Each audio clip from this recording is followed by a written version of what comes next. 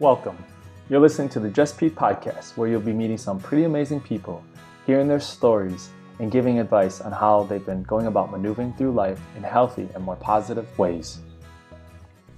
After that, for many years, we did everything together. On the weekends, we would go watch movies. I think it was because of Dez that I fell in love with movies. Getting in the car and just talking about the film, dissecting it, talking about the bigger meaning. What was it really about? It was never about entertainment, more than substance and about what the characters were saying, the conflict, and how it was like gonna, in a way, change our lives for the better. So many times, Des would drive me back home. We'd be outside of my house, of our townhome in Brooklyn Park. We just would keep talking. He would just put the car back in drive and we'd just be talking. As I got older, looking back on that and those times with him, it's like Des never even thought about wasting gas and wasting time. He just enjoyed being there with me just as much as I did. But we talked about everything. We talked about the future. I'm sure we talked about our past, the things that we liked, the people that we liked, the girls we were interested in, the insecurities that we had about talking to these girls at that time. A lot about spirituality, a lot about just really cool stuff. And eventually he would take me home and then we'd do it all over again. Other times we would get together and we'd play video games. We played Madden Football. He was really into making superhuman players. He would turn Tyrell Owens, the wide receiver, into this massive muscle who just could destroy everybody. Where I like to play the original players, the original rosters, team rosters, he would make superhuman teams. And then we would go, surprisingly, for someone being vegetarian, we would go to Taco Bell. That was our thing. We would play Madden and then eat Taco Bell. Outside of that, we would, this is going to be kind of funny, but like, we would weightlift. I mean, we were both like skinny, we were both scrawny, but he liked to work out and he admired weightlifters. So he got pretty ripped being a little guy. His big inspiration was Bruce Lee. So I remember us getting together just a couple times. We would listen to his playlist, and that playlist consisted of, and I kid you not, the Terminator soundtrack, Roxette, I think, The Police, so Sting, before he became Sting, his band. Oh, Red Hot Chili Peppers and Rage Against the Machine. Okay, those last two, I think you can understand a little bit more. Oh, and Korn. Just a very odd combination. Everybody has their playlists, and that was his. Oh, I can't forget Enya. Tried to weightlift to Enya. It's a very odd juxtaposition. That was Dez. He was so unique. You either loved him or you hated him. And if you hated him, that actually, I think, said something about your character. Maybe you don't respect people who are different. Yeah, those are the things that I remember. And then we would take Tiny to basketball games. There's a funny story. One time we went to take her to her basketball game or practice or whatever. Where were we? We stopped at some shop. I don't remember why we stopped at some shop. Dez liked the girl that was working behind the counter, the cashier. Dez lived his life very extreme at times. We get back in the car and he's like, I like her. and then he said, I'm going to talk to her about Star Trek.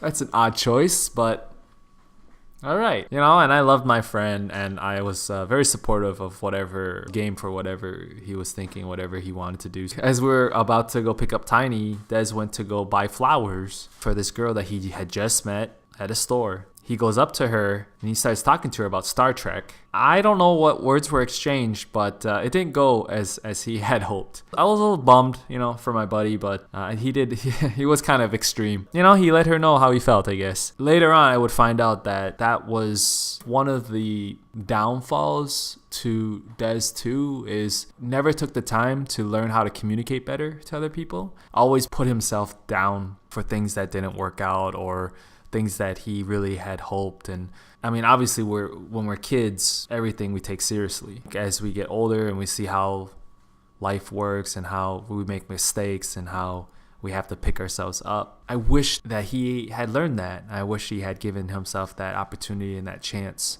to try again, to try a different way of doing something, and to not be so hard on himself and not to judge himself. These are all things that I think we all strive to work on, and once we're exposed, we have to make that decision for ourselves. These are just some of the stories about my friendship with Des. We'll be moving on to what it was like after his death, the difficult times that were to come ahead, and then the incredible perseverance overcoming times years after.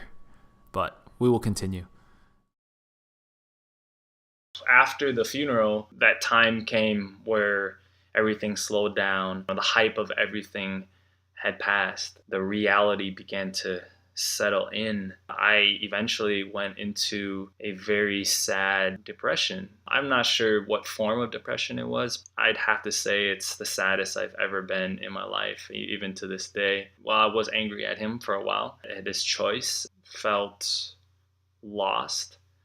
I felt confused. I felt like my entire world had flipped on its head. I didn't know what to believe in anymore because everything that I believed in was what he stood for. And when he was not a part of my life anymore, I didn't have the rock you could plant on. And I think that's what friendship is. Lots of time you become so solid and so strong for somebody. When you take that away, it's just like when it crumbles, you just fall into the ocean, into the abyss. Felt like I was being pulled in, and I wanted to be pulled in. Because at that time, I was in my early to mid 20s. I didn't have the tools and experiences and personality that I would soon be forced to develop, or choose to develop or not develop. I just went into this depression and didn't want to go outside. I had friends and family wanting to take me out, wanting to have me go do stuff with them. They're definitely trying to help me out, trying to help me meet new people. And I remember just thinking, life sucks, the world sucks. I don't have my best friend, my soulmate.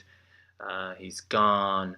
Why me? Just a lot of complaining. I look back at those times and they're very much needed. And I think people who are experiencing grief, this is a part of that process, is building strength from within and realizing that this is part of being human. Is we form, and it's funny because Des used to be the one that introduced this to me, but attachments, just being human, it's natural for us to form attachments because that's how we, in a sense, identify who we are. We don't necessarily have to. It's very easy to. And some people, they attach themselves to material things or alcohol or sex. For me, it was just I attached myself to a friendship, and that I never thought wasn't going to be there. When that went away, it was dark. After a while, I started to turn to the only other thing that I felt like I still had some control, and that was my writing. Writing and reading. I started to read different books, and I started to be inspired by certain films, and I don't know if it was healthy or not, but it was just the way I dealt with it. And then I started to sit down and write. I wrote a couple of short stories that were screenplays. I poured myself into what I was writing, but I wasn't writing my true story. I remember writing a ghost story for a web series that I ended up making. It dealt with a ghost that died, and the main characters in my web series was able to encounter the character that died, and it was just about learning to let go. I masked it in a comedy with horror, but in truth, it was my way of coping with Dez's death, and I think just the concept of grieving.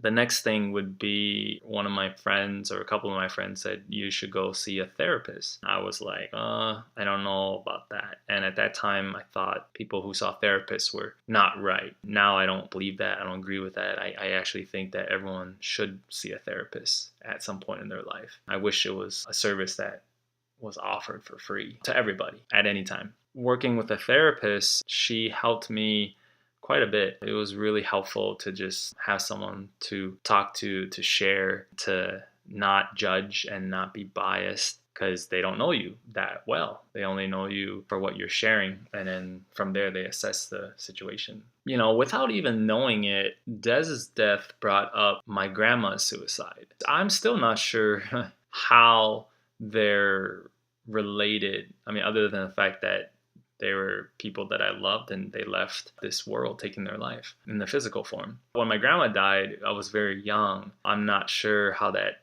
affected me, how it traumatized me. It definitely did, but it was really cool for her to pull that and let me know, like, it's okay to feel whatever it is that you feel, to learn to let go of that weight, that burden that as a young child, I didn't even know what it was, what it had done to me. I think it's just sadness. My grandma used to walk me to school, and I remember not being such a nice grandson to her. You're young and you're stupid. You think you know better, but you don't. You don't have the experiences and the knowledge and the context of everything and the empathy toward the other people and your family members. Therapist helped me deal with that. I remember the therapist saying, whatever you're feeling that day, start to embrace it, start to express yourself truly and honestly. And that's something that today I am constant awareness of, and I practice it, which is don't hide your feelings. When you're happy, be happy. When you're sad, be sad. When you're angry, be angry. Especially when you're in a depression, you don't want to disappear in yourself. Because if you continue to hide and you continue to disappear, you're eventually going to go away and something else is going to come. And then the other thing was she simply asked me, what do you want to do with your life? I always knew that I wanted to help people. I always knew that I wanted to be in a position to lead, provide hope. She gave me a phone number, and about a week and a half later, I got a job mentoring quote unquote at-risk youth. And it was a great thing because it was very minimal. It still wasn't easy work. You still had to make time. It was 3 hours each kid once a week. It sucked a lot of energy. I look back on those days and times, and it was good. I still kept very strong relationships with those kids that I had mentored, 2 of them. One of them recently passed away. It was really nice to reconnect with them years later. And then the other one, I kept in touch here and there on Facebook. So it's interesting to look back and see how I was in a dark place. And by making the choice to get out of it, even if I was still struggling, but to make an effort to help somebody else, it really helped me. When I was out helping these kids, I forgot. Like they say, you forget about your problems. Little by little, I started to find new life and see new things and see the potential for life without Des in it. Once I made that decision to begin to let him go, the healing began. So I started working at that organization, Family Improvement Network. That's what it was called, FIN. The other thing was I told her that I wanted to make a movie. So I made 2 movies. One was the horror comedy Case 352. That was a half an hour short film. And then the second one was my documentary on my father. After I made the documentary on my father, it opened up a chapter in my life that I never expected. And that was making a trip to where my family was from, Hong Kong. Going to Hong Kong changed my life forever. The people that I met, meeting someone who we eventually got married. We're now divorced, but that time period in my life, it was amazing because the whole time I felt as tragic as Dez's death was at some point. Well, in general, when you start to look at it and let go of that attachment and you're okay with that, you start to see and experience life in a different way and the possibilities. Going to another country, meeting new people, learning new culture, everything that I always dreamt of, it came true. And then I eventually moved there, had some great experiences. What's interesting is even though things on the outside were getting better, there was still a lot of stuff inside that I was dealing with. And I didn't try to ignore it. It was just in Hong Kong, the pace of the city moved so quick. I was thrown in a new element. And at that time, I was also dating my girlfriend and we were living together. So that was another thing. And looking for work and just everything was new. But when everything calmed down at night, I remember one night we were laying in the bed and I remember just being sad and just like crying. I didn't know why it was still happening. She just held me and she said, it's okay. And that was the beginning of another, not necessarily chapter, but another benchmark where I learned just the power of someone being there for you. I think this experience really prepared me for a couple years later when I got divorced. I had to not rely on somebody else, but this time rely on myself completely. And as much as I wanted someone to hold me and cry to, this time it wasn't about that. But because of what I had dealt with Des, it was different. That's something that I think people can learn. There's a lot of power in you. You just have to believe in it. Also, there was a sense of desperation. As much as I wanted someone there to pick me up, to support me, besides friends, when everything is done for the day and you're in your own place and you just want to be with your emotions, but you want someone to express it with and you want someone to share it with. Sometimes it's just you don't have it, and that's okay. You learn how to love yourself. Dez's death and the different grieving that I have experienced since his death has really taught me the power of empathy and the power of love and expressing that and not to hold back on that. His death taught me this sense of urgency to show people it's okay. It's okay to love, and it's okay to love your life. And I guess if there's anything that I'd have to say when it came to my suicide survivor story, my instructor, my friend said that suicide is always there. We can at any point take our life. When he said that, it really put a twist on, I always thought that suicide was this like taboo thing, this thing that we should never talk about, or this thing that we should never bring up. If we bring it up, then people are going to think about doing it. And I think a lot of people still feel that way. I have a different approach now. Hopefully you don't want to, and hopefully you can see part of being human is the suffering and making the choice of how you're going to deal with that suffering. I have chosen to look at the positive things in life, to look at embracing the universe, different Zen qualities that have helped me. And it's not for everybody. But I think that when you allow the world to get to you, when you allow this physical, the physical things to get to you and not allow just breath and letting go and spirit and love and the universe and all these things to help you, it is going to consume you. And if you don't talk to someone about it, it's going to get bad, because you're going to be living in your head, and that's never a good place to be. We have to learn to express ourselves. We have to learn to let go. We have to learn to share our burden. My biggest takeaway is I don't wish suicide for anyone, or anyone have to deal with it, someone that they love going through that. But at the same time, if it comes to that, everyone needs to know that it's our choice, or it's the person's choice. For me, it was when I started to accept what Des did, what my grandma did, and see that was their life, that was their choice. And I'm not going to think anything less of who they were, the time that they had. I will remember and cherish their memories, and they will be my muse, and they will be my strength and guidance. But I don't have to choose that route. And I'm going to use their life and their death as a motivation. And that's it. And so if you are listening to this, or if this is in writing and you end up having to deal with it, you need to know it's going to be okay. You have to give yourself a second chance, a second, a third, a fourth, a fifth, until there's no more life. Just keep giving yourself a chance and keep believing and keep learning. I mean, there's a lot of things that I can share now that I do that help me. And that's all part of my mission and what I'm doing now. Yeah, I just wanted to thank Suicide Survivor for asking me to share my story. I've always wanted to share my story. It's just been very hard. I'm grateful. If you guys have any questions, please feel free to email me, justpete, JUST PETEORG, justpeteorg at gmail.com.